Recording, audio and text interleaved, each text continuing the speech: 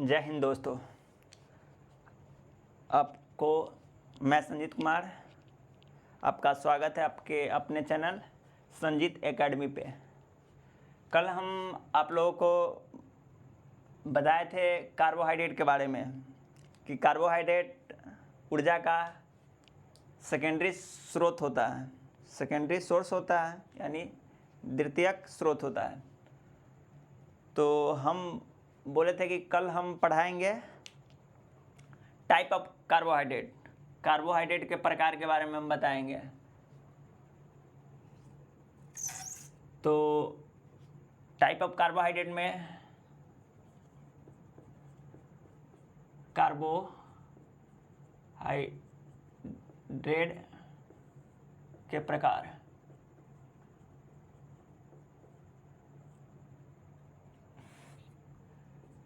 Carbohydrate के प्रकार के बारे में पढ़ेंगे। अब कार्बोहाइड्रेट का प्रकार हो गया है तो इसमें आता है, कार्बोहाइड्रेट के प्रकार में आ गया है। कल हम इसके बारे में बताए थे कि सेकेंडरी सोर्स होता है। इसमें 1 ग्राम, इसके बारे में बताए थे हम कि 1 ग्राम कार्बोहाइड्रेट में 4.2 किलो कैलोरी होता है। और 1 ग्राम वसा में हम बताए थे कल, 1 ग्राम वसा में हम बताए थे आपको क्या, तो 1 ग्राम वसा में बताए थे कितना होता है, 9.2 किलो कैलोरी होता है, 9.2 किलो कैलोरी होता है। इसके बाद हम टाइप ऑफ कार्बोहाइड्रेट के बारे में पढ़ रहे हैं, कार्बोहाइड्रेट के प्रकार में। तो इसमें क्या होता है, एक होता है आपको शुगर होता है, शुगर होता है, यानी जिसको शर्करा आप बोल सकते हैं, शर्करा होता है। एक होता है आपका ये शुगर हो गया, उसके बाद एक होता है सेल्यूलोज होता है, और एक होता है स्टार्च होता है। एक होता है क्या, स्टार्च होता है, स्टार्च होता है। इसी को हम क्या बोलते हैं, मंड बोलते हैं, इसी को मंड बोलते हैं। और एक होता है क्या, एक होता है आपका सेल्यूलोज होता है। अब जो शर्करा है, जो शर्करा है, इसमें क्या आएगा, तो शर्करा में आ जाएगा आपको चीनी, चीनी। तो इसके बारे में लिखेंगे, ये पानी में घुलनशील होता है, ये पानी में घुलनशील होता है, ये पानी में घुलनशील होता है। और उसके बाद ये पानी में घुलता तो है, लेकिन यह देर से घुलता है। तो आप यहाँ पे लिख सकते हैं ये पानी में जल्दी घुल जाता है। आप यहाँ पे लिख सकते हैं पानी में जल्दी घुल जाता है। आप लिख सकते हैं ये पानी में जल्दी घुल जाता है, जल्दी घुल जाता है। ये पानी में देर से घुलता है, ये पानी में देर से घुलता है, घुलता है। ये मीठा होता है, मीठा होता है, मीठा होता है। ये बहुत मीठा होता है, ये बहुत मीठा होता है, ये बहुत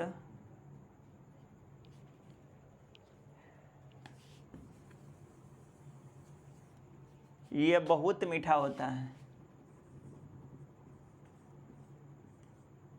बहुत मीठा होता है, बहुत मीठा होता है। इसमें एग्जाम्पल हो जाएगा, आप इसमें एग्जाम्पल देखे हो, ये क्या, ग्लूकोज, ग्लूकोज, ग्लूकोज हो गया, ग्लूकोज हो गया। इसके बाद क्या होगा, फ्रुक्टोज होगा,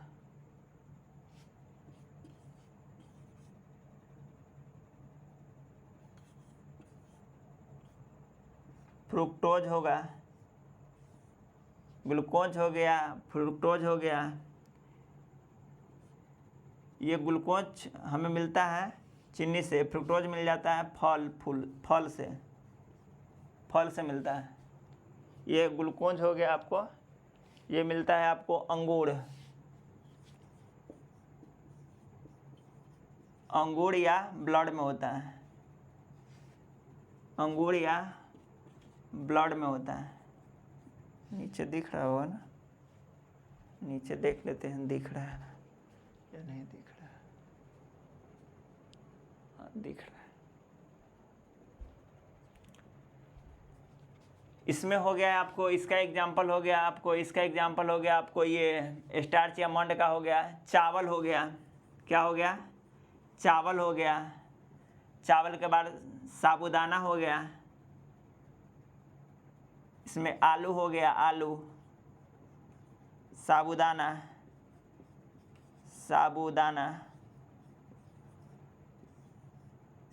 ये भी स्टार्च का बना होता है। इसके बाद हम आपको बताए थे एक और होता है इसका प्रकार, एगो ई हो गया, एगो इधर हो गया और एक और यहाँ पे होता है। इसके बारे में आपको बताए थे क्या? सेलुलोज होता है, सेल्यूलोज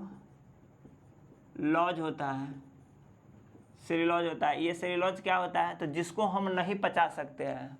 अब ये शुगर या शर्करा हुआ, इसको तो ये पानी में घुलता है, ये मीठा होता है, इसको हम पचा सकते हैं, इसको भी हम पचा सकते हैं। स्टार्च या मंड को, आलू हो गया, चावल हो गया, साबूदाना हो गया, इसका हम पचा सकते हैं। लेकिन सेल्यूलोज हो गया, इसे हम नहीं पचा सकते हैं, इसे हम नहीं पचा सकते हैं, इसे हम नहीं पचा सकते हैं, इसे हम नहीं पचा सकते हैं। इसका एग्जाम्पल हो गया कागज या पेपर, इसी को बोलेंगे। फर्नीचर, फर्नीचर में हो गया आपको टेबल, मेज, ये सब आ गया, ये सब फर्नीचर के अंतर्गत आ गया। ये सब क्या आता है? सेलुलोज में आता है। टेबल, कुर्सी, सबको हम नहीं पचा सकते हैं, तो ये सब सेलुलोज के अंतर्गत आता है, ये हम नहीं पचा सकते हैं। जैसे पेपर हो गया, ये सब टेबल कुर्सी से बनता है, क्या चीज़ से बनता है? सेलुलोज से बना होता है। कागज, पेपर क्या से बना होता है? बांस के पत्ता है, मतलब सेलुलोज का पत्ता, जिसे हम नहीं पचा सकते। टेबल कुर्सी बना होता है क्या से? टेबल बना होता है लकड़ी से बना होता है, लकड़ी को हम नहीं पचा सकते, तो सेलुलोज के अंतर्गत आता है।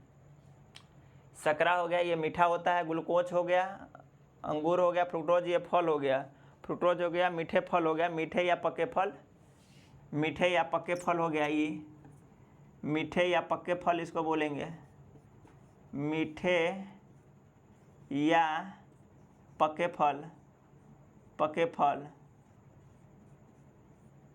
बोलेंगे।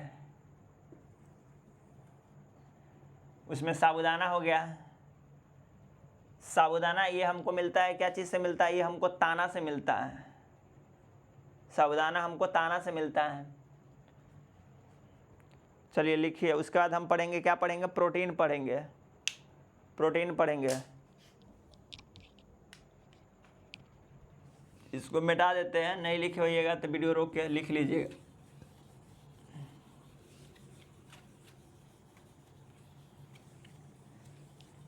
इसके बाद हेडिंग लिखिएगा प्रोटीन। प्रोटीन जो होता है हमारे शरीर में क्या करता है? कोशिका का वृद्धि करता है, हमारे शरीर को विकास करता है।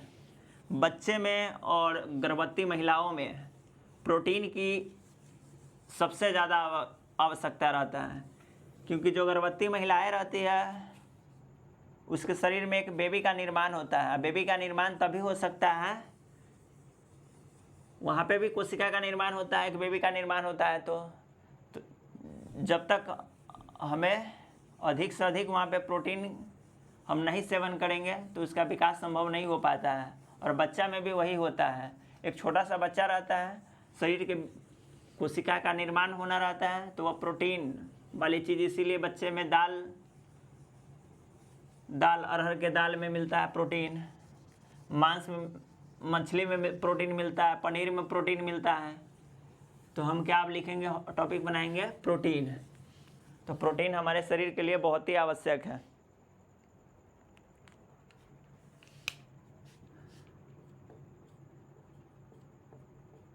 प्रोटीन। प्रोटीन, तो प्रोटीन के बारे में आपको हम बताए हैं कि प्रोटीन हमारे शरीर के लिए कोशिका का निर्माण करता है। प्रोटीन का यूज वहाँ पे हम करते हैं जहाँ पे गर्भवती महिला हो, बच्चा हो, इस सब के लिए हमको प्रोटीन की आवश्यकता होता है। तो यहाँ पे हम लिखेंगे क्या, प्रोटीन शरीर के वृद्धि एवं विकास के लिए आवश्यक होता है। तो ये यानी यह शरीर के वृद्धि एवं विकास में आवश्यकता होता है। यह हमें वृद्धि एवं विकास में आवश्यकता होता है। इसे शरीर के निर्माता कहा जाता है। इसे शरीर के निर्माता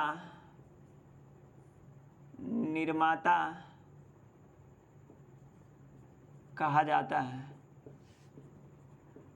अब शरीर के निर्माता इसलिए कहा जाता है क्योंकि प्रोटीन वृद्धि एवं विकास में आवश्यकता, क्योंकि यह कोशिका का निर्माण करता है।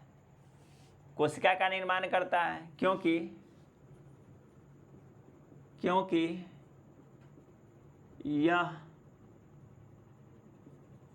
यह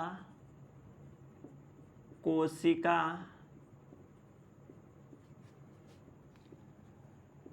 का निर्माण करता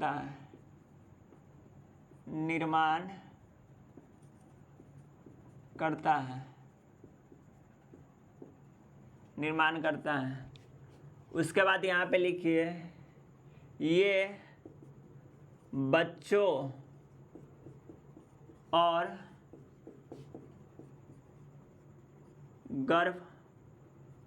गर्भवती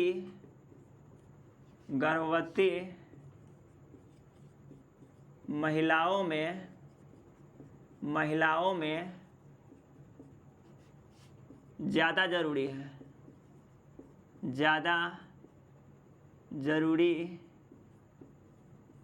है।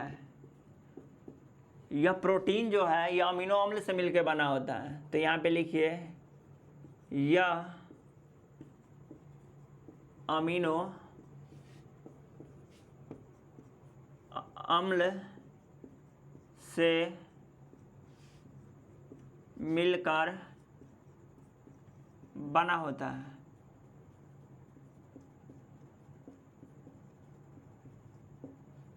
यह अमीनो अम्ल से मिलकर बना होता है। हमारे शरीर में वजन के हिसाब से प्रति ग्राम आवश्यक है। हमारे शरीर में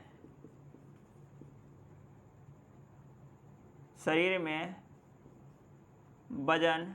के हिसाब से प्रति ग्राम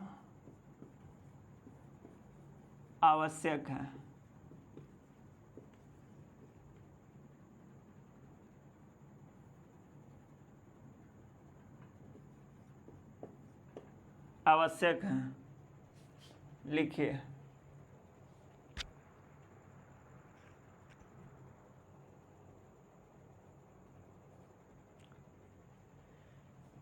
यह जटिल कार्बनिक यौगिक से मिलकर बना होता है। यह जटिल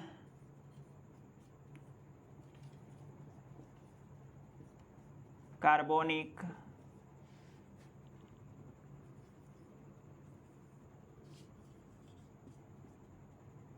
यौगिक से मिलकर बना होता है।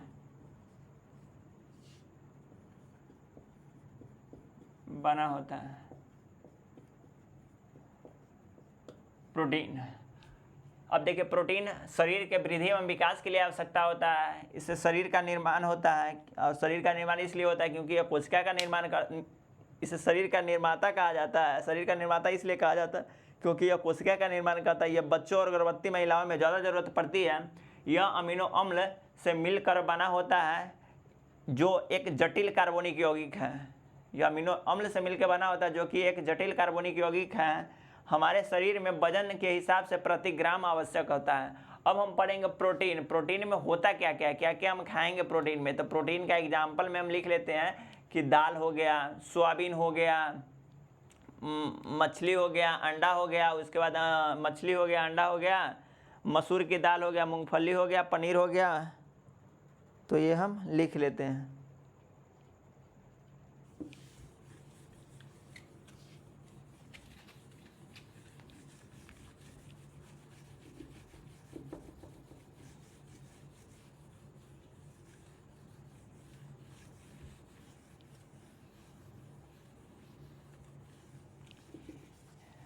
चलिए इसके एग्जाम्पल में लिखते हैं।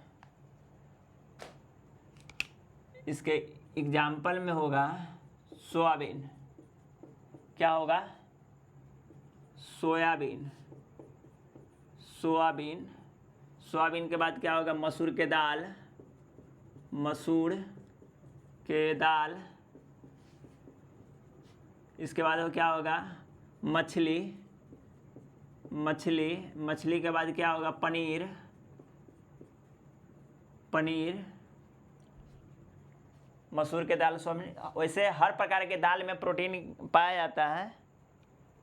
अरहर की दाल हो गया, सोयाबीन हो गया, मूंगफली हो गया।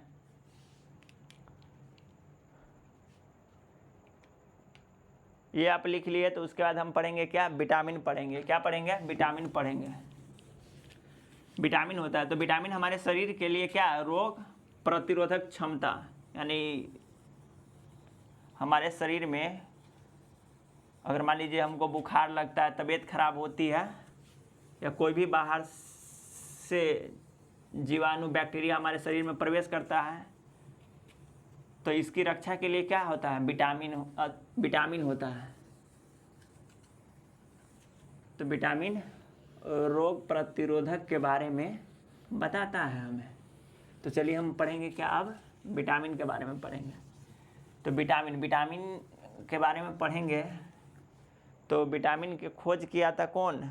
सी फंक ने किया हुआ था। विटामिन की खोज किसने किया था? सी फंक ने किया था 1912 में। जबकि इसका नामकरण किया था कौन? हॉपकिंस ने नामकरण किया था। तो पढ़ेंगे क्या हम? विटामिन। क्या पढ़ेंगे? विटामिन। विटामिन। इसका खोज किया था कौन? तो सी फंक।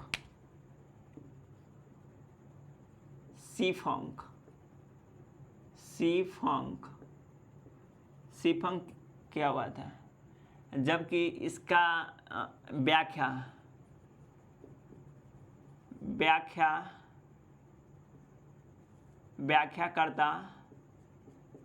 व्याख्याकर्ता था हॉपकिंस था। कौन था? हॉपकिंस। ये कब किया था? तो 1912 में किया हुआ था। कब किया था? 1912 में किया था।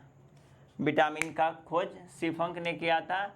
अब बहुत सारा विटामिन है हमारे शरीर में, जैसे विटामिन ए हो गया, बी हो गया, सी हो गया, डी हो गया। अब डी के बाद हो गया आपको विटामिन बी कम्प्लेक्स हो गया आपको। तो ये सब जो विटामिन है, तो कुछ विटामिन तो हमें बाहर से लेना पड़ता है, कुछ विटामिन शरीर हमारे स्वतः बना देता है।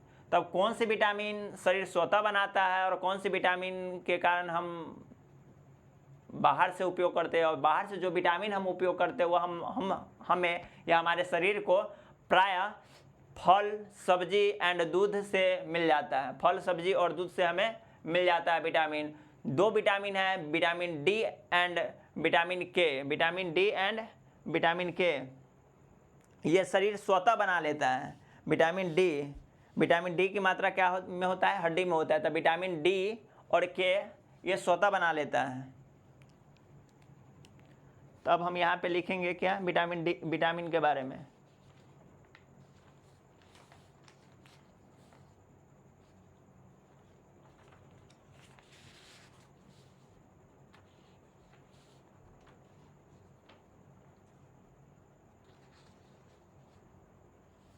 तो विटामिन हमारे शरीर से,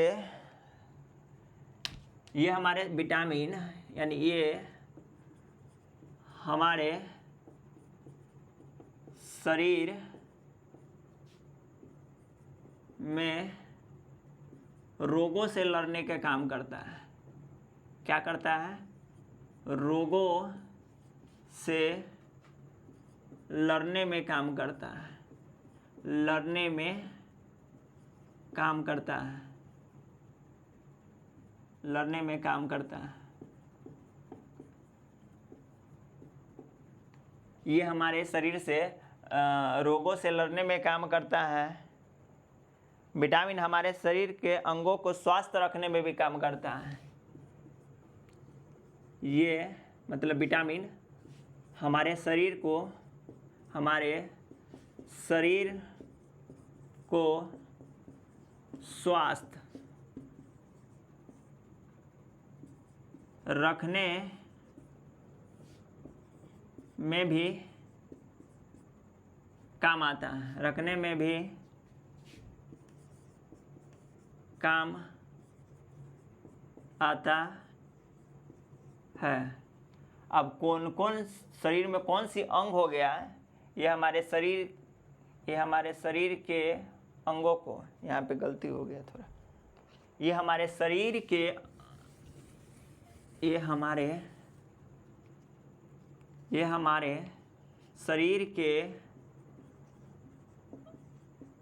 अंगों को स्वस्थ, ये हमारे शरीर के अंगों को स्वस्थ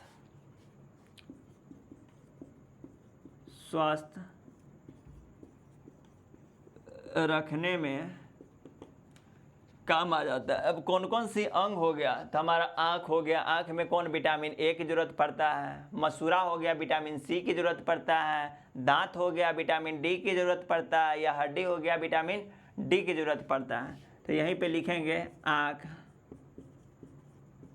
हो गया, मसूड़ा हो गया, मसूड़ा के बाद क्या हो गया, दांत हो गया, ETC, इसमें आप एक आंत भी जोड़ सकते हैं।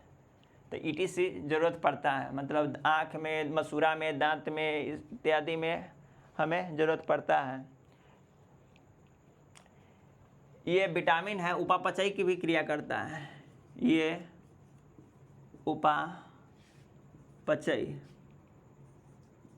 उपापचय के क्रिया भी करता है। और ये जो होता है ना विटामिन, ये 2 प्रकार के होता है, करता है। अब ये विटामिन हो गया 2 प्रकार के हो गया। 2 प्रकार में एक हो गया पानी में घुलनशील होगा और कुछ वसा में घुलनशील होगा। इसके बाद हम वसा पढ़ा देंगे, विटामिन के बाद वसा पढ़ा देंगे। वसा बीच में ही, मतलब वो टॉपिक छूट गया है, वसा हम पढ़ा देंगे विटामिन पढ़ाने के बाद। तो क्या है कि विटामिन 2 प्रकार के होता है, एक होता है वसा में घुलनशील, एक होता है क्या, एक होता है पानी में घुलनशील। तो टाइप ऑफ विटामिन, तो विटामिन का प्रकार अब हम पढ़ेंगे।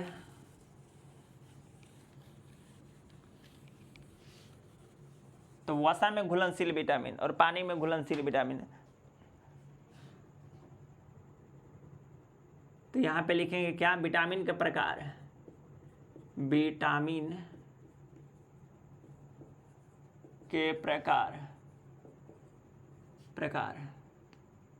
विटामिन का प्रकार है। तो 2 प्रकार के होते हैं, एक में पानी में घुलनशील,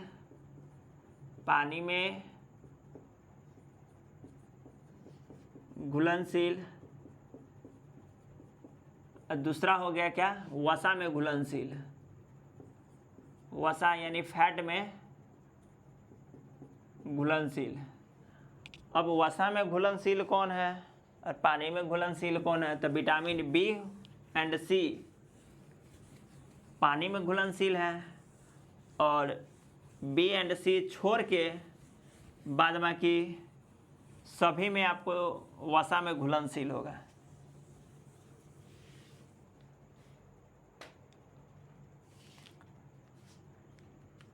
तो ये क्या होगा बी एंड सी, और इसमें क्या होगा ए होगा, डी होगा, ए होगा, डी होगा, के होगा, और के के बाद ए डी के और विटामिन ई होगा, ये होगा।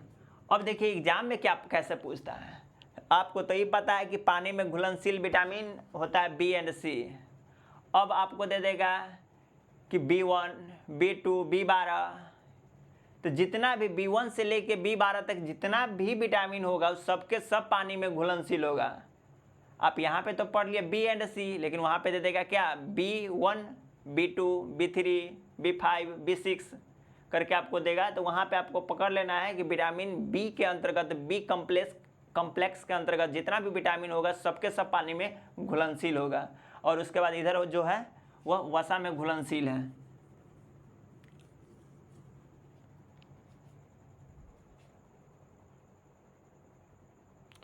अब इसके बाद हम पढ़ लेते हैं क्या type of vitamin. Type of vitamin में बी कॉम्प्लेक्स, पहले हम बी कॉम्प्लेक्स को ख़त्म कर लेंगे, उसके बाद ए से हम फिर चलेंगे, क्योंकि बी कॉम्प्लेक्स में बहुत ज़्यादा थोड़ा पढ़ना है, इसीलिए हम बी कॉम्प्लेक्स पहले पढ़ना स्टार्ट करेंगे।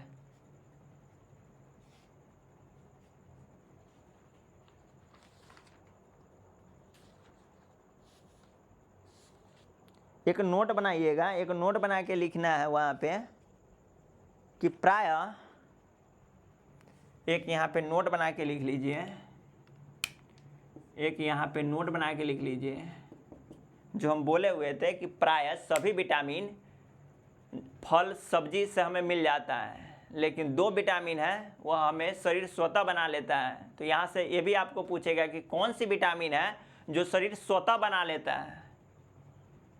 तो चलिए लिखते हैं, प्रायः या सभी विटामिन हमें फल और सब्जी से मिल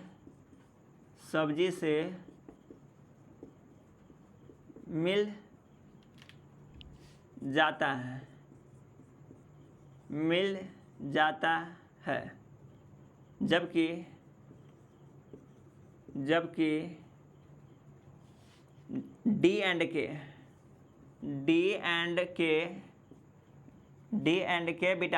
जबकि डी एंड के विटामिन शरीर स्वतः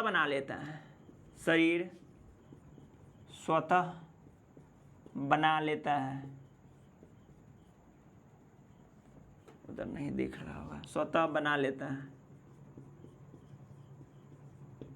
चलिए अब ये लिख लीजिए, उसके बाद हम बी कॉम्प्लेक्स के बारे में हम पढ़ेंगे। सभी विटामिन हमें फल और सब्जी से मिल जाता है, जबकि डी एंड के विटामिन शरीर स्वतः ही बना लेता है। विटामिन बी कॉम्प्लेक्स के बारे में पढ़ेंगे।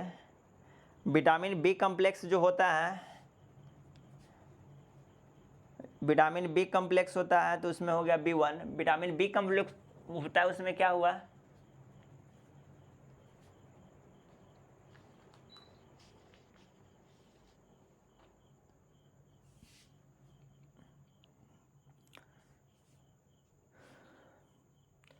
इसको हटा देते हैं।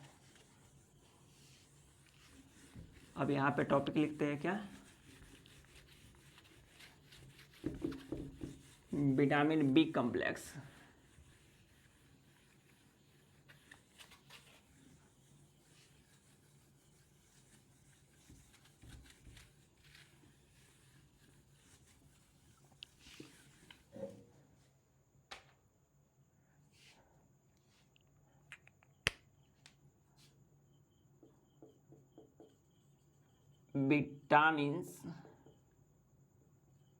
विटामिन्स बी कॉम्प्लेक्स जो हो गया, ये विटामिन बी कॉम्प्लेक्स हम पढ़ने जा रहे हैं। अब ये हो गया 120 डिग्री ताप, 120 डिग्री टेम्परेचर तक इसका सहन शक्ति है। इसका 120 डिग्री तक, 120 डिग्री 120 डिग्री सेल्सियस तक सहन शक्ति है, सहन शक्ति, सहन शक्ति है। अब पढ़ेंगे हम विटामिन B1 के बारे में। विटामिन B1 के बारे में पढ़ेंगे। अब विटामिन B1 है, इसका हम एक नाम जानते हैं क्या, थायमीन। इसका नाम क्या है, थायमीन।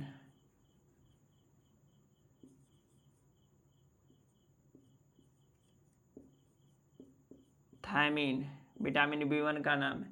इसको ही हम बोलते हैं क्या, berry berry, berry berry.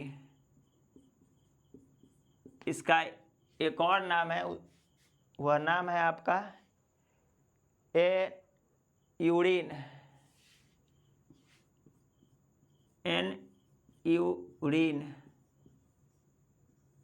Urine इसका एक और नाम है। इसका मुख्य स्रोत होता है, इसका मुख्य स्रोत होता है खमीर हो गया, खमीर होगा, उसके बाद कुटा हुआ धान होगा, खमीर होगा, कुटा हुआ धान होगा, मांस होगा, यकृत होगा, मूंगफली होगा। तो ये सभी आ जाएगा मुख्य स्रोत में।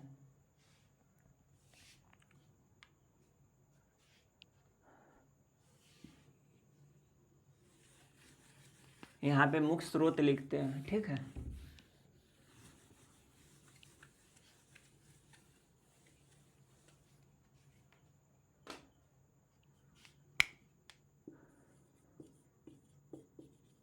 मुख्य स्रोत,